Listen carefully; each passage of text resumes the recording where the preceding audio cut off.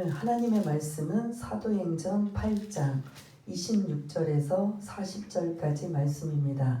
제 성경으로는 신약성경 200쪽에 있는 사도행전 8장 26절에서 40절까지 말씀을 우리 다 찾으신 줄 알고 함께 26절부터 읽겠습니다. 시작. 주의 사자가 빌립에게 말하여 이르되 일어나서 남쪽으로 향하여 예루살렘에서 가사로 내려가는 길까지 가라 하니 그 길은 광야라. 일어나 가서 보니 에디오피아 사람 곧 에디오피아 여왕 감다게의 모든 국고를 맡은 관리인 내시가 예배하러 예루살렘에 왔다가 돌아가는데 수레를 타고 선지자 이사야의 글을 읽더라. 성령이 빌립더러 이르시되 이 수레로 가까이 나아가라 하시거늘 빌립이 달려가서 선지자 이사야의 글 읽는 것을 듣고 말하되 읽는 것을 깨닫느냐. 대답하되 지도해 주는 사람이 없으니 어찌 깨달을 수 있느냐 하고 빌립을 청하여 수레에 올라갈 같이 앉으라 하니라.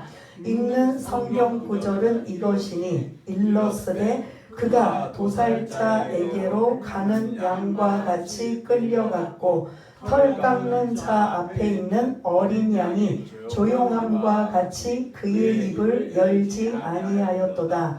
그가 굴욕을 당했을 때 공정한 재판도 받지 못하였으니 누가 그의 세대를 말하리요. 그의 생명이 땅에서 빼앗김이로다 하였거늘 그 내시가 빌립에게 말하되 청컨대 내가 묻노니 선지자가 이 말한 것이 누구를 가리킴이냐. 자기를 가리킴이냐 타인을 가리킴이냐. 빌립이 입을 열어 이 글에서 시작하여 예수를 가르쳐 복음을 전하니 길 가다가 물 있는 곳에 이르러 그 내시가 말하되 보라 물이 있으니 내가 세례를 받음에 무슨 거리낌이 있느냐.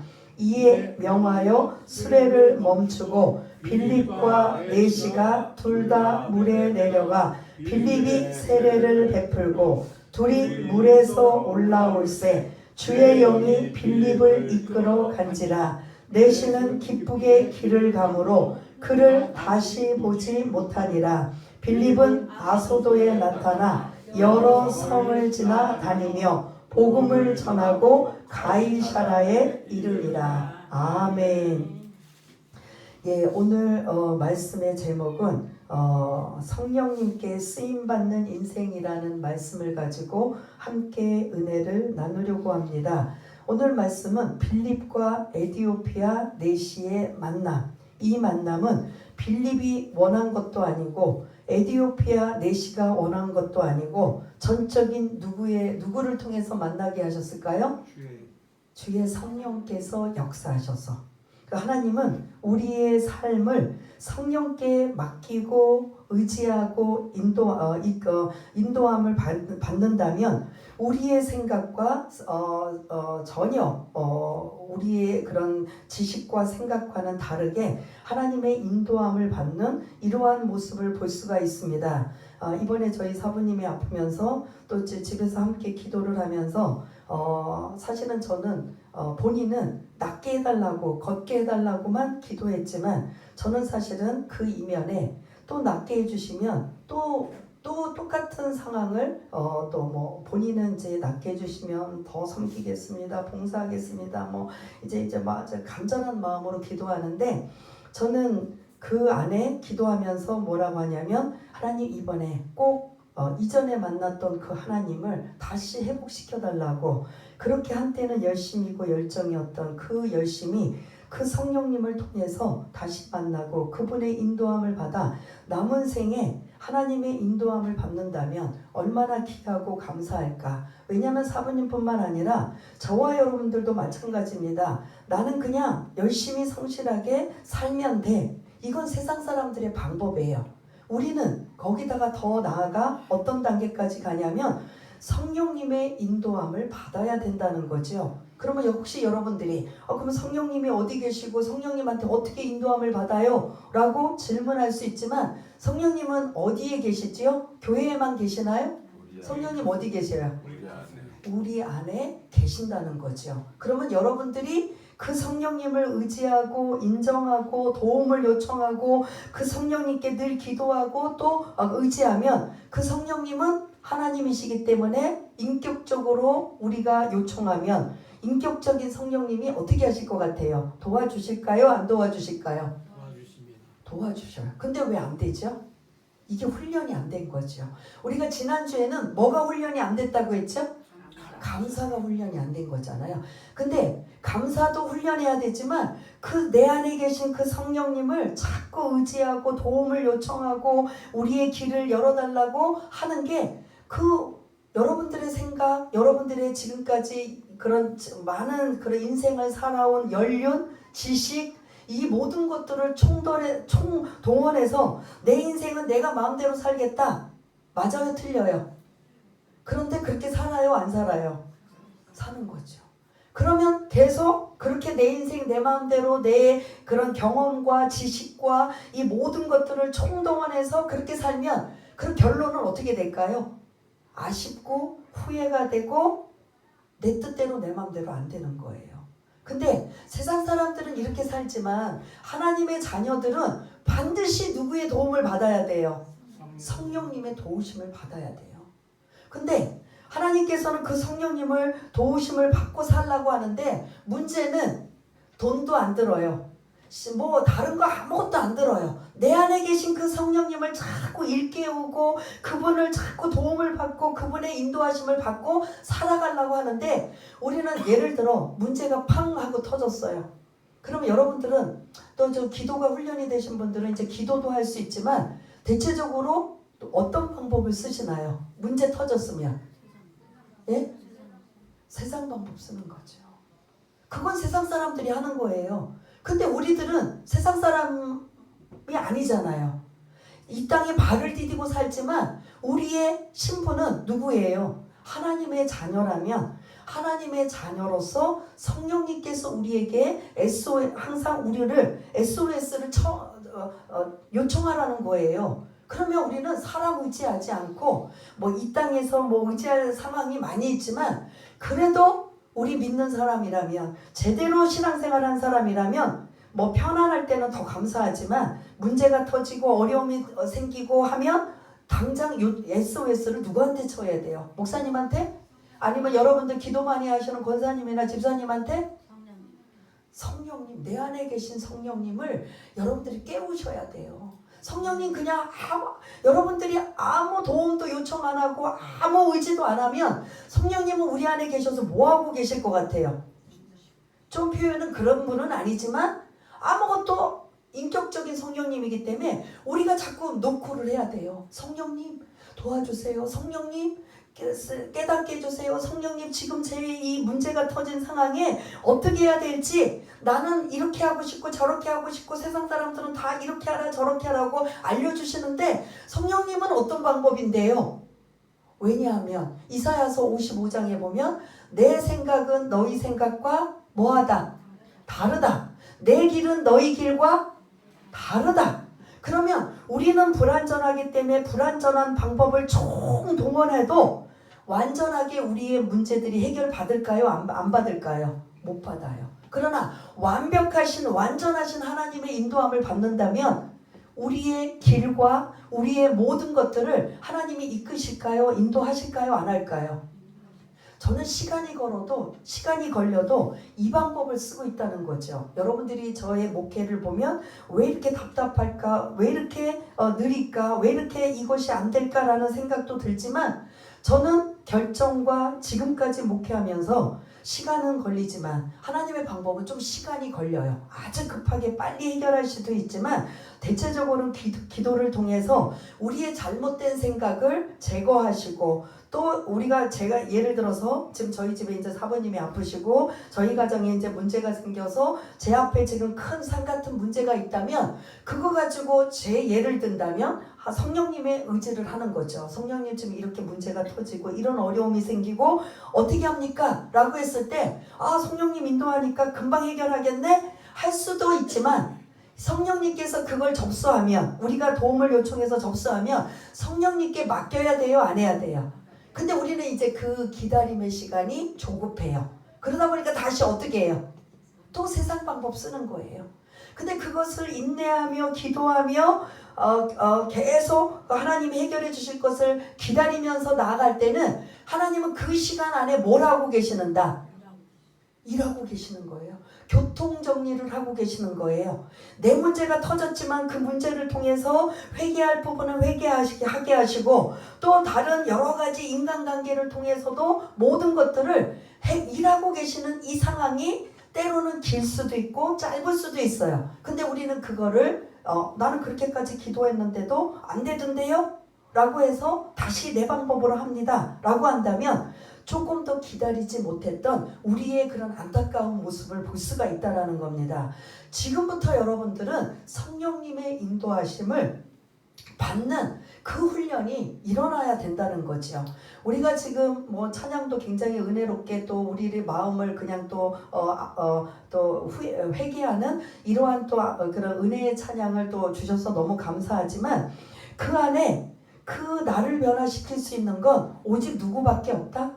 성령님의 인도함밖에 없어요. 여러분 그러시잖아요. 사람 바뀐다 안 바뀐다? 안 바뀐다. 그거는 성령님의 인도함이 없으면 안 바뀌어요. 아무리 교회 열심히 다니고 아무리 교회 뭐 몇십 년을 다녀도 내가 그 성령님을 붙잡고 의지하고 인도함을 받기를 그냥 씨름하면서 나는 왜 이 문제가 해결되지 않고 이 문제가 왜 변화가 안 되는지 하나님 그 성령님 앞에 자꾸 목마른 심정으로 나아간다면 성령님께서 어느 순간 회개시키시고 깨닫게 하시고 또 그런 인격적으로 변화시키는 이 모든 게 누가 하고 계신다? 성령님이 하고 계신다는 거죠. 그러므로 이 성령님을 지금 여러분들이 그럼 성령님 저희 주세요 가 아니라 다시 원점으로 돌아간다면 그 성령님은 어디 계신다고요? 우리 안에. 목사님 안에만 있는 게 아니라 이렇게 믿음 좋으신 누구에게만 있는 게 아니라 각 예수 믿고 구원받은 모든 자 내가 그 예수를 나의 구세주로 믿겠습니다고 하는 그렇게 고백하는 순간 그 사람에게 누가 임하신다? 성령님이 임하셔요. 그래서 교회 다니는 모든 사람들은 신앙생활을 좀 제대로 하든 못하든 뭐 여러 가지 상황이 있더라도 그 안에 누가 계시다? 성령님이 계시다는 거예요. 그러면 젊은 사람들은 젊은 사람들의 인생을 책임져 주실 성령님께 의지하고 또 연세가 좀 드셔서 이제 죄송하지만 천국 갈 날이 오히려 더 가까우신 분들은 내 나머지 인생을 그냥 내가 이렇게 그냥 건강하게 그냥 잘 먹고 잘 살면서 이렇게 시간을 보낼 것인가? 이건 세상 사람들의 모습이에요. 근데 조금 더 여러분들이 믿음으로 여러분들의 인생, 남은 인생을 좀 점검하자면 하나님, 내 남은 인생이 아무리 생각해봐도 10년 남았고 20년 남았고 한 이러한 인생 속에 성령님의 인도함을 받아 성령님께서 저에게 그 남은 인생을 어떻게 쓰시기를 원하십니까? 이게 우리들의 숙제라는 거예요. 이게 저한테도 고민이에요. 목회하니까 그냥 목회 열심히 해라가 아니라 이 목회를 하면서 그리고 저도 남은 생애를 어떻게 성령님의 인도함을 받고 성령님께서 여러분 한 사람 한 사람들에게 무엇을 원하고 요구하는지 이 나이 먹고 이제 천국 갈 일이 가까운데 뭘 우리에게 요구하실까? 하나님은 아니시라는 거예요. 우리는 근데 그게 훈련이 안 되고 그거를 그냥 무시하고 그냥 그렇게 그냥 세상 사람들처럼 건강관리 잘하고 그냥 또 천국 갈 때 그냥 편안하게 갔으면 솔직히 나이 드신 분들의 소망이에요? 아니에요? 근데 이거는 그냥 하나님 앞에 덤으로 주시는 거고 내 남은 인생 제가 그 남은 인생 성령님 무엇을 해야 됩니까? 어떻게 해야 됩니까? 하나님이 저에게 우리를 향한 뜻이 무엇입니까? 내가 나이를 많이 먹고 또 여러 가지 모든 상황이 안 된다 할지라도 그거는 내 생각이고 우리 생각이고, 하나님은 아직까지 우리가 천국 가는 그 숨 완전히 끊어질 때까지는 우리에게 기대하고 계시는 게 있다는 거예요. 근데 그거를 내 스스로 찾고 그분의 도움을 받고 그분의 인도함을 받지 않으면 안다 모른다. 몰라요. 그냥 교회 안에 전도하라. 그러니까 전도하는 거고, 기도하라. 기도하는 거고, 그냥 봉사하라. 그냥 건강 주신 것 같고 봉사하는 거고, 이렇게 뭉뚱그려서 모두가 하는 게 아니라 하나님이 저만의 여러분들만의 주시는 그러한 그 개인적인 소명을 여러분들이 받으셔야 된다는 거지요. 그것이 뭐 거창하고 대단하고 엄청나지는 않아도 네 남은 인생 나에게 의지해서 나의 남은 삶을 살기를 원한다면 너는 지금부터 이렇게 해라 저렇게 해라 알려주시는 사인이 있다는 거예요. 그러면 여러분들이 나 그럴 시간이 없어요. 교회도 멀고 바쁘고 이리저리 힘들어요. 그래서 못 오시는 분들, 그러면 그분들은 성령님의 인도함을 못 받을까요? 받을까요? 길을 가면서, 운전을 하면서, 차를 타고 가면서 어떤 상황에도 그런 짬 낼 수 있어요? 없어요? 있어요. 성령님 훈련이 돼야 돼요. 그러면 내가 온갖 좋은 생각을 다 총동원해서 내 문제를 해결하라고 했지만 결국은 돌아오는 건 아무것도 아닌 거예요. 그냥 사람 의지하고 병원 의지하고 그리고 그런 여러 가지 그런 주변에 있는 사람들 의지하는 거지, 그래서 그냥 당장 급한 불은 끄는 거지, 완벽한 우리의 해결자는 누구다? 성령님이시라는 거죠. 그 성령님이 이제 서론이 너무 길었지만 오늘 핵심적인 내용이에요. 빌립과 에디오피아 내시, 아까 제가 처음에도 말씀드린 것처럼 빌립이 자기가 잘하고 있는 지도를 좀 한번 띄워주시겠어요? 이 뒷부분에 지도가 있어요. 지도를 보고 이제 전체적인 그런 내용 파악을 말씀을 드릴게요. 원래 오순절 성령 강림 사건은 어느 지역에서 일어났어요? 어디 지역? 예루살렘. 그렇습니다. 예루살렘에서 예수님이 승천하시기 전에 마가의 다락방에 너희들이 선물 성령을 기다려라. 그래서 마가의 다락방에서 기도해서 오순절 성령 강림이 임하고 그때부터 초대교회가 탄생된 곳이 어디 지역이에요? 예루살렘이잖아요. 예루살렘에서 그냥 3,000명, 5,000명 회심하고 예수 믿는 사람들이 막 수도 없이 많이 몰려들고, 그래서 막 예루살렘 안에서는 교인들이 서로 떡을 떼며 교제하고 사랑으로 교제하고 은혜로 교제하며 기도로 뜨겁고 말씀으로 충만한 이 예루살렘에 모든 사람들이 떠나고 싶지 않은 거예요. 그런데 어떤 계기로 무슨 사건으로 인해서 이 예루살렘을 다 흩어질 수밖에 없었죠? 스데반 순교로 인하여 이제 이 기독교는 이제 완전히 핍박에 있다 보니까 예루살렘은 12명의 사도 외에는 다들 어떻게 했다? 유대와 사마리아 지역으로 다 뿔뿔이 흩어졌어요. 우선 살고 봐야 되니까. 그래서 흩어진 상황의 대부분은 유대 지역에 있지만 예루살렘 주변이 유대예요. 우리 왜 서울이 주변에 있는 끼고 있는 게 다 어디 무슨 도예요? 경기도잖아요. 그것처럼 유대가 예루살렘의 주변에 있는 게 유대라면 또 하나 저 바로 북쪽에 어떤 지명이 등장해요? 사마리아가 등장해요. 사마리아는 같은 동족이지만 동족으로 여기지 않는 개무시당하는 곳이 사마리아라고 했어요. 그래서 유대인들은 이 길을 저 위에 갈릴리로 가려면 직선 코스로 사마리아를 거쳐가면 빠른데 어떻게 간다? 저쪽 파란 줄 있는 요단강을 건너편으로 뺑 돌아갈 정도예요.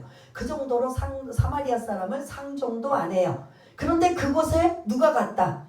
빌립이 예루살렘에 핍박이 있다 보니까 흩어져서 사마리아 지역에 가서 뭐하고 있어요?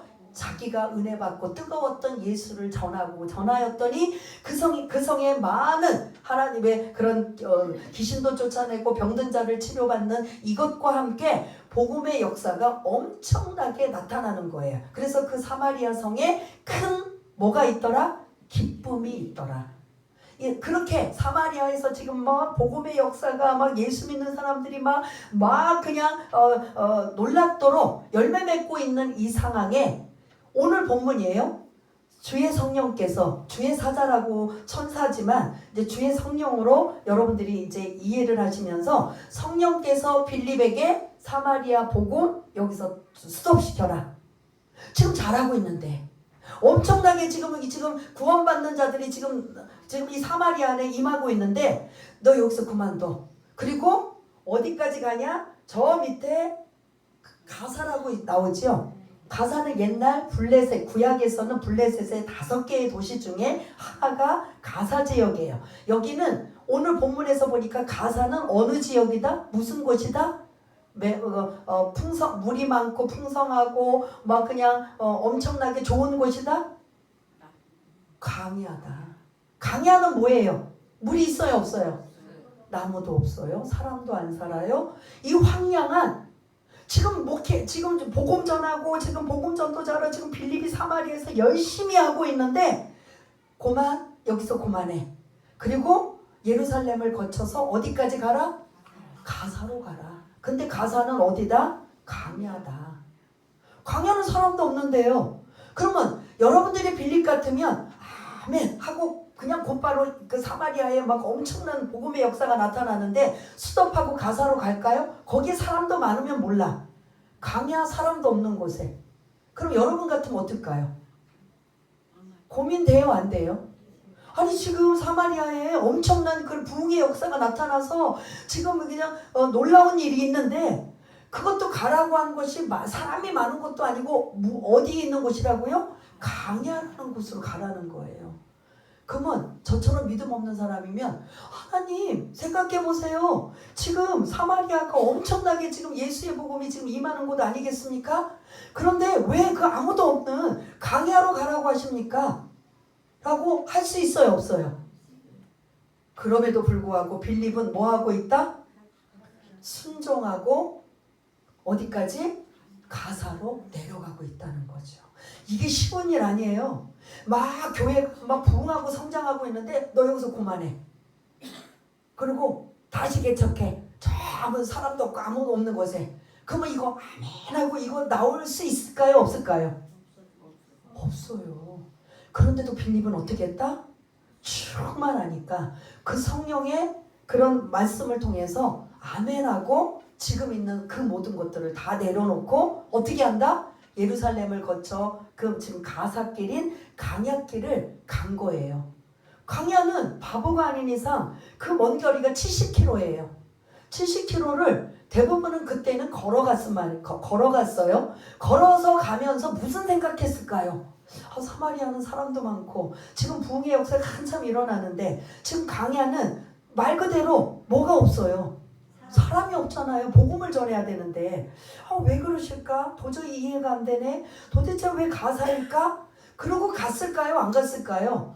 보통 우리 같은 마음이라면 그 마음을 가지고 갔을 거예요. 그런데 저만치 이제 강야 이 가사 근처에 왔는데 사람은 아무것도 없어요. 말 그대로 강야예요. 그런데 수레가 하나가 덜커덩 그러면서 수레 한 대가 지나가고 있는 걸 보게 된 겁니다. 여기까지 이해가 되시죠? 그래서 이제 오늘 이제 지도는 이제 하나만 더 넘겨주세요. 참고로 지금 가사까지는 저희 좀 작지만 다 보이시죠? 그런데 이걸 하나 더 보여드리는 건 이쪽 저 있는 손가락 쪽에 어느 나라가 지금 나와요?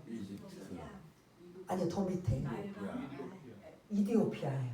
그러면 이디오피아에서 저기 예루살렘까지의 거리가 1500km, 왕복 3000km, 서울과 부산에 왔다 갔다 4번이나 되는 거리래요. 근데 에티오피아 내시가 이 이디오피아에서 예배를 드리러 어디까지 갔다? 그럼 이게 지금 쉬운 거예요? 안 쉬운 거예요? 그래서 지금 이제 지도를 이제 안 보여드려야 되는 상황이기 때문에 이제 한번 참고해서 이렇게 먼 지역에서 오늘 4시가 예루살렘을 향해 왔다라는 겁니다. 그래서 이제 다시 이제 처음 26절부터 좀 띄워주시기를 바라겠습니다. 26절은 지금 제가 말씀드린 지명이 등장합니다. 빌립이 지금 사마리아에서 복음을 잘 전하고 있고 엄청난 일들이 나타나고 있는데 주의 사자가 남쪽으로 향하여 예루살렘에서 가사로 내려가는 길까지 뭐하라? 가라. 근데 그 길은 광야다. 이해가 돼요? 안 돼요?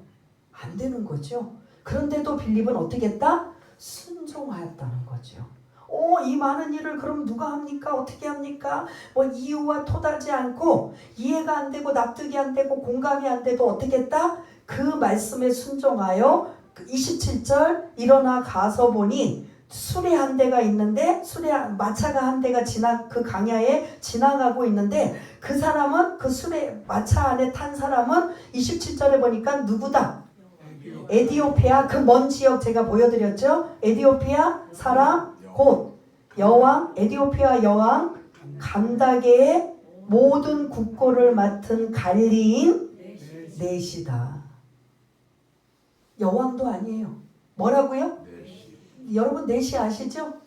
마마 이러면서 이제 그 왕 옆에서. 그런데 지금 왕도 남자 왕이 아니고 무슨 왕이에요?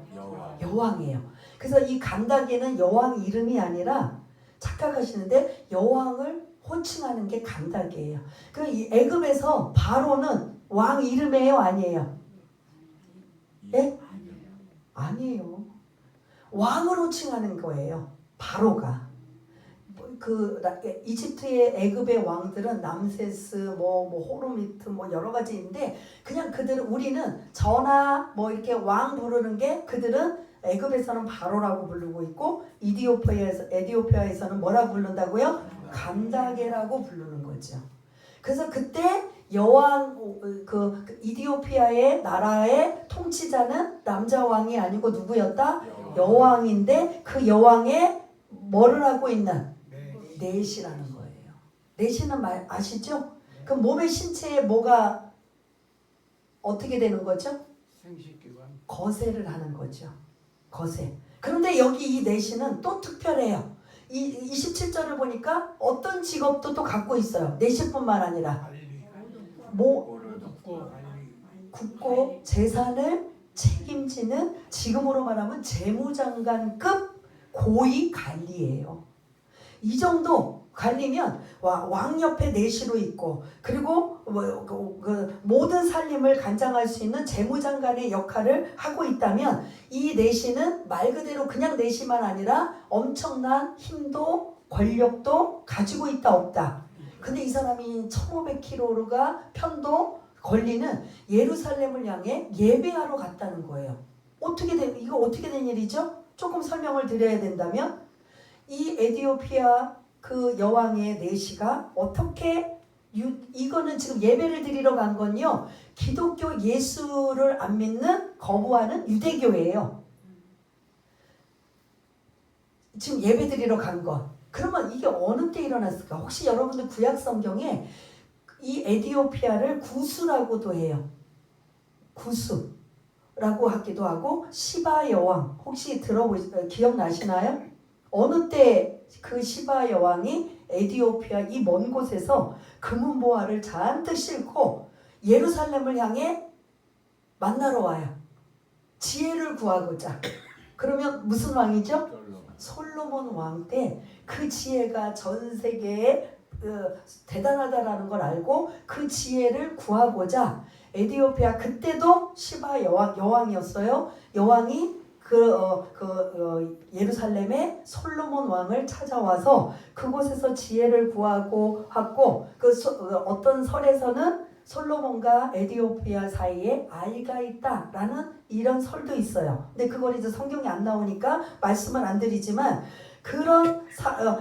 그때부터 유대교는 계속 이 에디오피아의 여왕이 솔로몬에게 지혜를 구하고 예를 들어 사랑에 빠지고 또 거기에 많은 은혜를 받았다면 왕이 백성들에게 그 유대교를 전파할까요? 안 할까요? 하는 거죠. 그러면 구약 그때부터 에디오피아에서는 그 하나님을 알고 있었다, 모르고 있었다? 알고 있었던 거죠.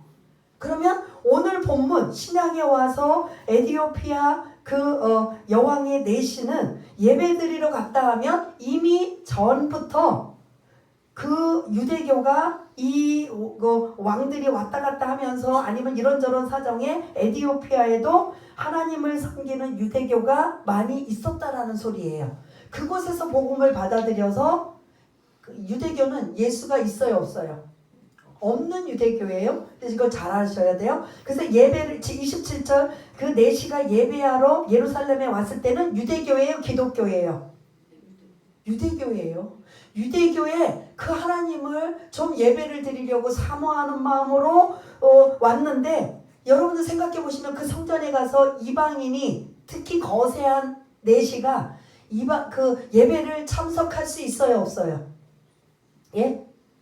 예배 드리러 좀 왔어요. 그 머나먼 길을 사모하는 마음으로.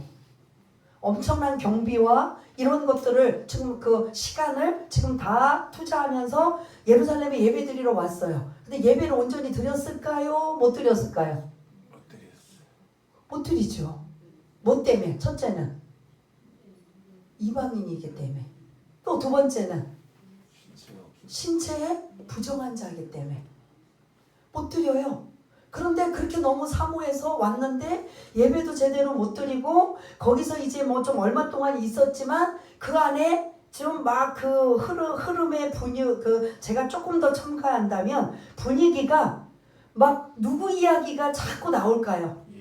예수 이야기는 나올 거예요. 근데 누가 알려주는 사람이 없고 가르쳐주는 사람이 없으니까 예배도 못 드리고 제대로 이 머나먼 길을 그렇게 사모하는 마음으로 왔는데 제대로 뭔가 예배도 못 드리고 뭔가 한 것도 없이 돌아갈 수밖에 없는 그 상황에 지금 내시가 돌아가고 있는 상황이에요. 그러면서 그 돌아가면서 마차 안에서 그 당시에는 두루마리 성경을 개인이 소장할 수 있는 형편이 안 될 정도로 굉장히 고가고 비싸요. 그런데 이 사람은 재무부 장관이니까 그만큼 경제력이 된다고 생각할 수 있잖아요. 그러니까 그 마차를 타고 돌아가는 길에 뭐를 하고 있다? 구약 성경을 읽고 있는 거예요. 그것도 이사야의 말씀을.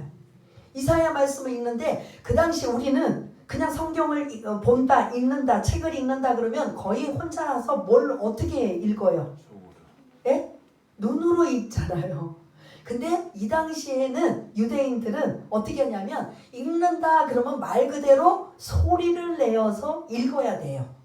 그러니까 그가 수레를 타고 가면서 자기가 그 가지고 있는 이사야 선지자의 그 선지서의 말씀을 계속 1장부터 읽고 가는데 마침 빌립이 지금 이 강약길로 왔을 때 이 내시는 몇 장을 읽고 있었느냐?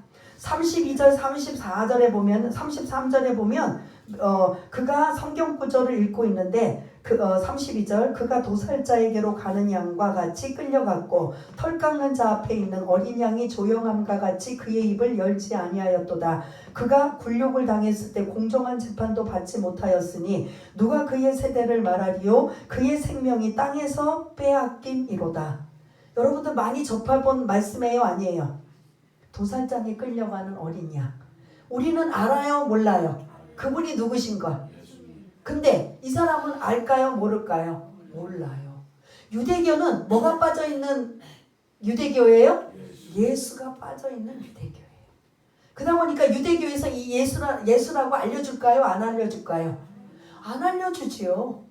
그러니까 어떻게 다른 성경책도 구약의 성경도 많은데 이사야의 말씀을 계속 읽어가면서 이해가 안 되는 게 있는데 이사야 53장 7절 8절 이 본문은 더 이해가 안 되는 거예요.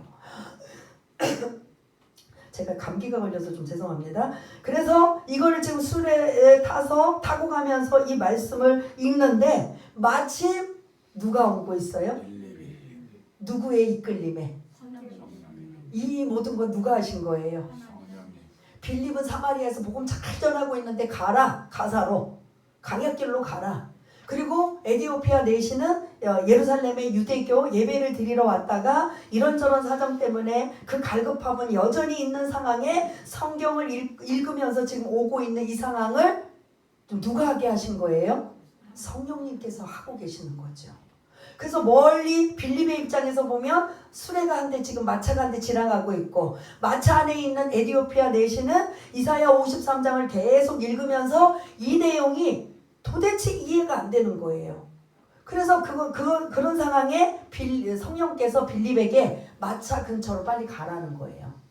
제가 말씀드린 게 아니라 29장 좀 띄워주시면 29장에 성령이 누구더러 빌립더러 이르되 어떻게 하라? 이 수레로 마차로 가까이 가라. 이 사람 문제를 해결해 달라는 거예요. 네가 가서 하라는 소리예요. 그래서 빌립이 그 성령의 말씀, 감동을 주시는 대로 마차의 근처 갑니다. 그런데 들리는 소리가 누구 소리? 어떤 게 들려요? 자기네들의 알고 있는, 빌립이 알고 있는 그 이사야서 53장의 말씀을 크게 읽고 있는 거예요. 근데 그 사람의 얼굴은 좀 죄송하지만 어디 사람이다? 이디오피아가 어디예요? 아프리카예요. 그러면 얼굴색부터 어떤 사람이다? 흑인이에요. 검은 사람이 이사야서 53장을 읽으니 빌립의 입장에서는 이게 좀 이해가 안 되는 거예요. 그런데 들려오는 소리는 자기네 성경 말씀을 계속 뭐하고 있어요? 읽고 있는 상황이에요. 그러니까 30절을 또 띄워주시면 빌립이 달려가서 선지자 이사야의 글 읽는 것을 뭐하고? 듣고 말하면서 뭐라고 했어요? 읽는 것을 깨닫느냐. 지금 당신이 읽고 있는 이 말씀을 알고 있느냐. 그랬더니 그 내용은 32절 33절이고 그 다음 34절을 또 띄워주시면 내시가 빌립에게 말하고 있습니다.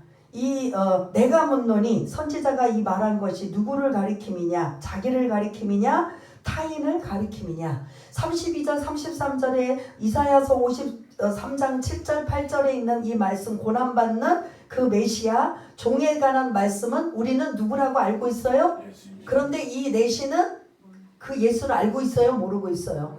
모르니까 이사야서니까 이사야 선지자를 말하고 있는 거냐, 아니면 또 다른 타인이냐 라고 하는 거예요. 이게 누구냐? 그러니까 빌립이 이제 알려줄까요? 안 알려줄까요? 그 사람은 지금 저와 여러분들이 알고 있는 누구다? 예, 도살장에 끌려가는 어린 양은 바로 하나님의 아들이신 예수님이시라는 거죠. 그 예수님이 우리의 죄 문제를 해결하기 위해 이 땅에 오셔서 고난을 받으시고 십자가에 죽으시고 3일 만에 부활하신 그분이시다. 그분을 믿기만 하면 우리도 구원이 임한다. 이 복음을 누가 전해요? 빌립에게 빌립이 누구에게 전해요? 내시에게 전합니다. 내시가 맞구나. 이 말씀이 그 예수를 말하는구나. 그래서 그 예수를 믿고 받아들이는 것까지는 했어요. 복음을 받아들였어요. 그런데 그러면서 이제 마차를 타고 보니까 옆에 물이 있는 거예요. 그 물이는 오아시스인지 아니면 웅덩이 물인지는 모르지만 이 에디오피아 내시가 뭘 요청해요? 오히려 빌립에게. 빌립이 말해야 될 거를 내시가 요청해요. 뭐 해달라? 세례를 받게 해달라. 그래서 빌립이 예수의 이름으로 세례를 주게 됩니다. 세례는 그게 구원하고는 상관없지만 세례를 받는다라는 건 내가 이제부터 그리스도인입니다 라는 걸 공표하는 거예요. 그래서 형식적이지만 세례는 받으셔야 된다라는 걸 여러분 잊지 마시길 바라겠습니다. 이 내용이 오늘 내용이에요. 그러면 이 내용을 토대로 해서 빌립은 사마리아에서 복음을 잘 전하고 있는데 누구의 인도함을 받은 거예요? 성령님의 인도함을 받아 너 지금 하는 것 다 스톱하고 강약길인 가사까지 가라. 그게 우리같이 막 궁금하고 막 그냥 토다는 사람들은 왜 그런데요? 납득시켜주고 이해시켜주세요. 나 그러면 안 가겠어요? 하고 저 같아도 별의별 제가 이 목회 오면서도 그렇게 궁금하고 이해가 안 되는 것들을 여쭤보면 저 같은 경우는 엄청나게 질질 끌었을 거예요. 그런데 빌립은 어떻게 했다? 아멘하고 순종한 거예요. 순종하고 사실은 궁금하겠지요. 궁금하지만 그 수레에 타고 있는 사람이 누구다? 에디오피아 여왕의 내시다. 그런데 이 사람은 그 재무장관까지 겸하고 있는 이 사람이 복음을 전하면 그가 그 뜨거운 마음, 그 목마른 심정에서 갈 때, 돌아올 때 이 빌립을 만나기 전까지는 목마른 심정, 사모하는 심령으로 있었지만 이제 그 문제를 해결하고 예수를 믿는다라는 이 기쁨과 감사가 혼자만 믿겠습니까? 어떻게 할까요? 돌아가서 어떻게 할까요? 복음을 전하. 그래서 그 역사책에 보면 이 내시가 많은 영혼들에게 복음을 전하여서 에티오피아에 예수 믿는 사람들이 많아졌다라는 그런 책도, 역사책도 실제로 있는 것을 볼 수가 있습니다. 그러면 성령께서 빌립에게 누구를 만나게 하기 위한 계획이었어요. 에티오피아 내시 한 사람. 그냥 한 사람이 아닌 거죠. 이 한 사람이 우리가 사도행전 1장 8절에 보면 오직 성령이 너희에게 임하시면 너희가 권능을 받고 예루살렘과 온 유대와 사마리아와 어디까지? 땅 끝까지가 에티오피아예요. 그러니까 그때 당시에 지금 세계는 막 아시아는 유럽하고 붙어 있고 또 아메리카라 이렇게 막 떨어져 있는 이런 그런 세계 지도지만 그 당시에 그런 역사책에 보면 세계 지도가 다 붙어 있어요. 이게 떨어져 있지 않아요. 다 붙어 있어요. 전 세계가. 그래서 아시아, 유럽, 그 아메리카, 이렇게 그 아프리카 이게 다 이렇게 지금 떨어져 있는 게 다 이렇게 조금씩 붙어서 다 육지가 되는 거예요. 그럴 때 땅끝이 동쪽의 땅끝, 서쪽의 땅끝, 남쪽의 땅끝 있는데 이쪽 에티오피아는 여러분들이 머릿속에 지도로 어느 쪽의 방위의 땅끝일까요? 예? 남쪽인 거죠. 동쪽의 땅끝은 그때는 인도라고 생각했어요. 우리나라는 전혀 없는 거고 동쪽의 끝은 인도라고 생각하고 서쪽의 끝은 스페인이라고 생각했어요. 그게 땅끝이에요. 그래서 멀리 땅끝까지가 그때 이 사도행전에 등장할 때의 그 세계 지도는 동쪽의 끝은 인도고 서쪽의 끝은 스페인이고 그래서 사도 바울이 내가 땅끝까지 복음을 전하리라 어디까지 마음을 두고 있었느냐면 서쪽에 스페인까지 생각한 거예요. 근데 어디까지만 간 거죠? 로마까지 가서 로마에서 복음 전하다가 이제 순교하게 되는 이러한 모습을 볼 수가 있는데 이 남쪽의 땅끝은 어디다? 에티오피아라는 거예요. 그래서 이 내시 한 사람에게 복음을 전하여서 이 사람이 땅끝인 자기 나라로 돌아가서 많은 사람들에게 예수의 복음을 전하게 되면 어떻게 일어날까요? 놀라운 부흥의 역사가 나타나는 거죠. 이 안에 다 누가 지금 작동하고 움직이고 계셔요? 성령께서. 그러니까 내용은 빌립과 에티오피아 내시의 만남이지만 그 만남 속에 그 전체 큰 그림은 성령께서 이 그림을 계획하고 계시고 그리고 계시고 빌립이 잘하고 있지만 그것도 중요하지만 더 중요한 누구를 만나러 가기 위해서 보내신 거예요? 에티오피아 내시를 만나기 위해서.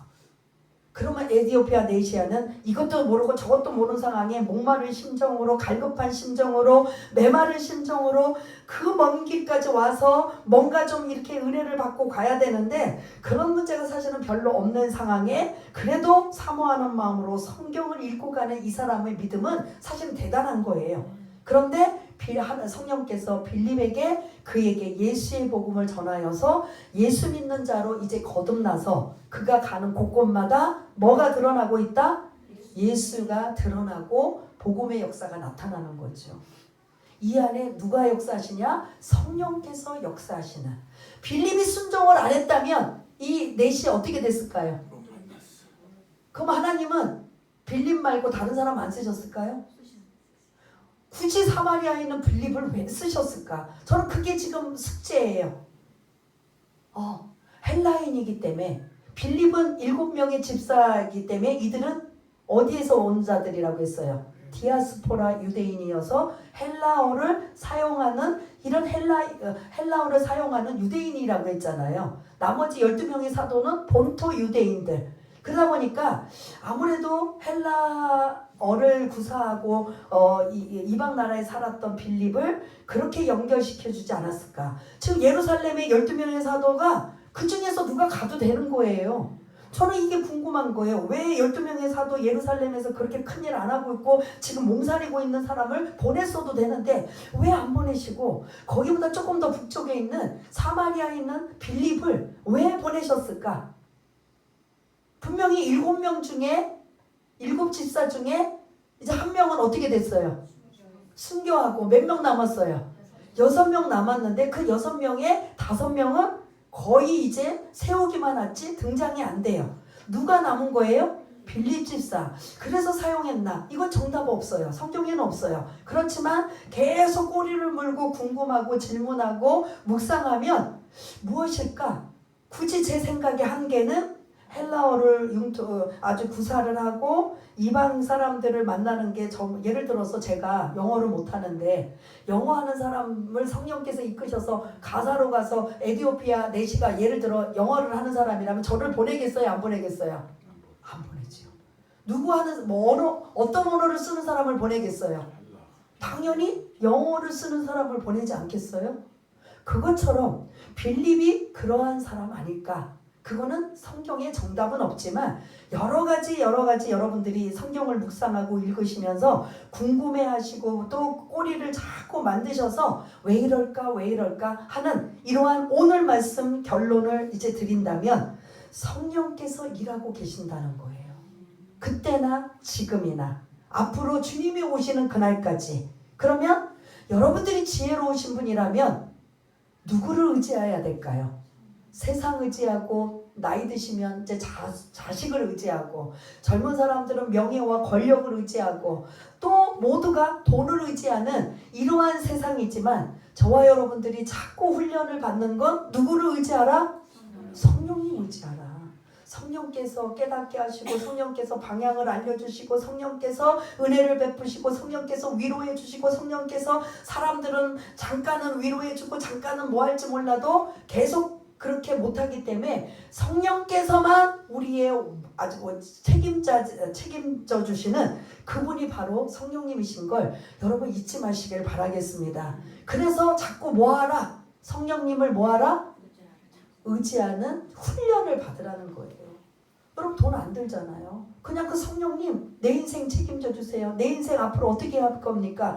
지금 나는 내 미래가 어떻게 나갈지 암울하고 답답하고 불투명하고 그러한 여러 가지 이런 상황에 하나님 우리 나이 드신 분들도 내게 남은 인생이 1년이 남았던 5년이 남았던 몇 년이 남아도 우리 인생은 누구에게 의지해야 돼요? 성령님께 의지해서 내 남은 인생 성령님이 원하시는 삶을 산다면 내가 주님 앞에 서서 그래도 마지막 잘했다 인정받고 칭찬받는 이런 사람은 되지 않을까. 그리고 젊은이들은 그냥 욕심과 향방을 향해서 달려가다가 이것도 아니고 저것도 아니고 아무것도 아닌 완전히 파산된 상태에서 우리의 자신의 모습을 본다면 이거는 세상을 향해 다른 박질한 것밖에 안 되는 거죠. 그러나 시간이 좀 걸려도 더디 걸려도 누구를 의지하십시오? 성령님을 인정하시고 의지하시면 빌립처럼 오늘 성령님께 쓰임받는 인생이 되실 줄 믿습니다. 그래서 여러분들이 그렇게 성령님 앞에 쓰임받는 인생이 되어서 하나님의 그런 삶 속에 필요한 자들에게 도움을 주고 내가 해야 할 일이 무엇인가를 깨닫게 된다면 더 이상 공허하거나 허무하지 않다는 거죠. 우리는 세상을 향해 다른 박질은 하고 있지만 우리 안에는 늘 목말라요. 우리 안에는 늘 공허함이 있어요. 우리 안에는 늘 허전함으로 가득 차 있는데 성령님의 은혜를 받고 성령님의 인도를 받고 성령님의 그런 도우심을 받는다면 그 힘으로 그 은혜로 그 사랑으로 살아가는 저와 여러분 모두가 다 되실 줄 믿습니다. 그래서 성령님을 의지하고 의탁하는 훈련을 받으셔서 성령님께 빌립처럼 쓰임받는 인생이 되는 가장 최고의 인생의 삶이 바로 이 모습인 걸 그냥 건강하게 편안하게 그냥 내가 나이 먹었으니까 나이 먹은 그냥 그대로 그냥 살면 되는 거지. 이거는 세상 사람들의 방법이라면 하나님의 자녀라면 내 남은 인생 얼만큼 남았다 할지라도 그 남은 인생을 정말 하나님의 뜻 가운데 살기를 원한다면 순종하기를 원한다면 이게 하나님이 기뻐하시는 모습이 아닐까. 우리 한번 잠시 여러분들이 들은 말씀을 기억하시면서 한번 자기 자신을 한번 돌아보며 기도하는 시간을 갖겠습니다. 다 같이 기도하겠습니다. 할렐루야. 사랑이 많으신 하나님 아버지, 우리는 우리가 가진 지식과 지혜와 삶의 연륜과 그리고 재산과 이런 자식과 이 모든 것들을 통틀어서 우리 방법대로 살기를 원하는 게 우리의 모습이라면 성경 안에서는 하나님께서 네 방법으로 살기에는 모든 것들이 완벽하지 않아. 성령님의 인도를 받아, 성령님의 은혜를 받아, 성령님의 도우심을 받아 산다면 모든 것들이 잘 풀려지고 해결되며 교통정리가 잘 되는 그 하나님을 의지하며 살아가기를 다짐하는 우리 모두가 이 시간 되게 하여 주시옵소서. 알려주어도 훈련받게 하기를 아버지 강권하여도 그것을 쓰지 않는다면 나에게는 성령님이 아무런 의미가 되지 않습니다. 그러나 어떤 사람에게는 그 말씀을 순종하여 성령님 도와주세요, 성령님 의지합니다, 성령님 하루하루 마치 연애하듯이 그 성령님께 의지하고 부탁하고 인도함을 받는다면 그 성령님께서 때로는 지금 파란불이니까 잘 가고 있어, 지금은 빨간불이니까 멈춰서 가면 안 돼, 그리고 지금은 노란불이니까 지금 또한 잠시 있어 하고 하는 이러한 사인을 다른 분이 주시는 게 아니라 성령 하나님께서 주신다면 그 말씀을 우리 마음판에 새겨져서 그러한 삶으로 아버지 하나님 살아가는 믿음의 승리자들 모두가 다 될 수 있도록 주님 도와주시옵소서. 하나님 아버지 감사합니다. 성령님께 쓰임받는 인생 빌립처럼 우리도 그렇게 살기 원합니다. 그렇게 쓰임받기 원합니다. 그리고 우리의 모든 미래 예측 불가능인 우리의 인생의 문제도 성령님께 도움을 받아 한 걸음 한 걸음 그 성령님의 도우심으로 매 순간 감사하고 찬양하며 영광 돌리며 사랑하는 복된 인생들 다 될 수 있도록 주님 도와주옵소서. 모든 것 감사드리오며 사랑이 많으신 예수님 이름으로 기도드리옵나이다. 아멘.